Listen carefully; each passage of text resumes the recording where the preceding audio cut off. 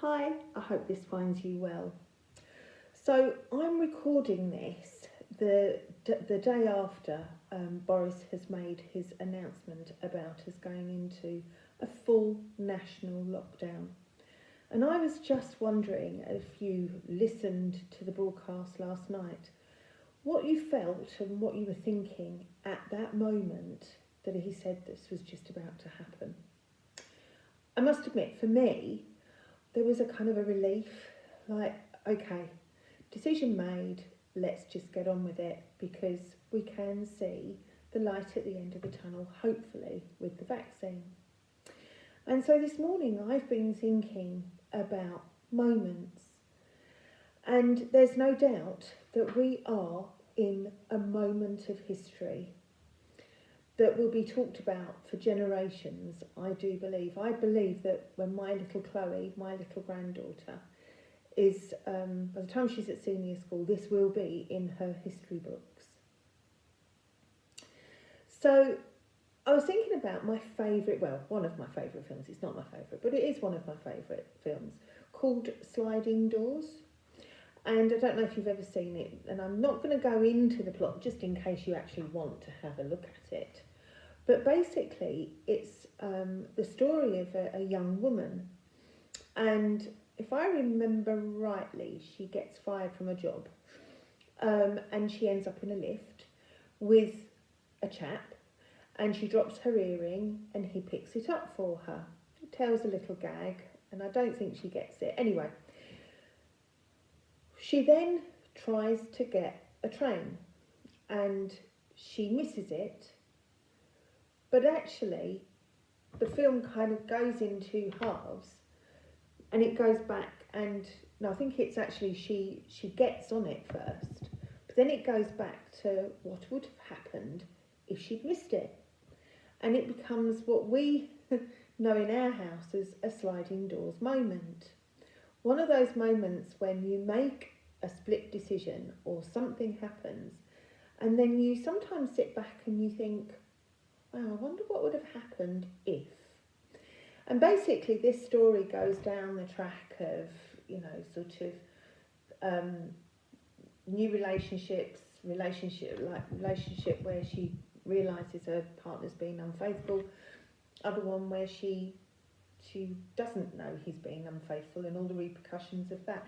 And in both sides of the story, actually, things don't end terribly well, but I'm not going to tell you how they end.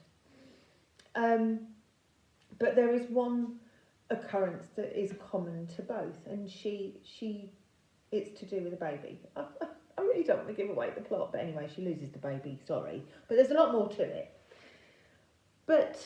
And the repercussions of that, it's not terribly good.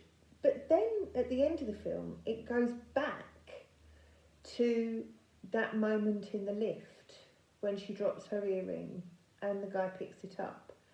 And the joke that she hadn't got before, she actually knows the punchline. And you're kind of thinking, wow, what happened then? And there it sort of all ends. But if you see the film, you'll see why. But Barry and I do often say when we're making decisions, or we've made a decision and it's turned out well, or maybe it's not turned out well, it was a sliding doors moment. We just had to make that decision at the time. We had to make that choice. We had to decide to do things a certain way. What would have happened if we'd not taken particular jobs, or we'd not moved to this house, or a whole range of things. And I'm sure there are things in your life that you can think of. And it made me think about the Bible and the number of moments that there are where men and women of God had to make decisions. A decision to do the right thing, to do the wrong thing, to go one way or to go the other. And in some cases, there didn't appear to be a right or a wrong way to go. The obvious one is David with Bathsheba. He made the decision to sin. Ruth made the decision to go with her mother-in-law, to follow her. And, with both of those stories, actually, I'm doing this year with the Bible, in the Bible with Nicky Gumbel, and he points out that with both of those stories, actually, those women that were involved in those stories ended up in the direct lineage of Jesus. So, God can turn things around, the bad and the good. And I was thinking about Esther. What if she had chosen to ignore that well-known line of, who knows, you may be queen for such a time as this. Who knows what would have happened if she'd have said, blow that, it's too dangerous. And in thinking on this, I've been thinking, well, we're in this moment. We're in this new lockdown. We're in a battle, and it is a big battle. It's been a big battle the whole way along, but this really appears to be the the big crescendo. And what are we going to do with this moment? How are we going to look back on this in terms of our personal walk with Jesus, in terms of our family, in terms of, how we're going to emerge?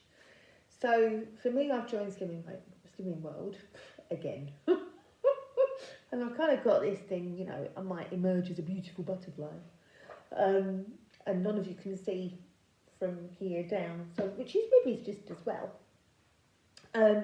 But by the time we end all of this, you won't know any different.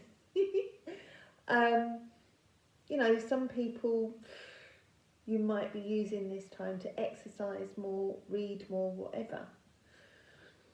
But where does God fit in that, in this moment?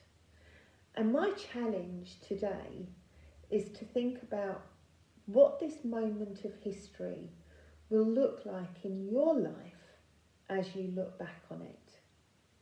Will it be one where you renew your hope, renew your relationship, go further into God, further than you've ever been before? Will it be where you've questioned a lot and you've really sought answers and you've really had to deepen your faith and your trust? Trust is a big thing at the moment. Is it a time when you've confronted fears? The fears that you didn't even realise you had? All sorts of things. Is it a time when your family has been challenged? And what will that look like when you come out of this? Only you will know. But I just challenge you to turn this moment into for such a time as this. Hope you're well, and hope to see you soon.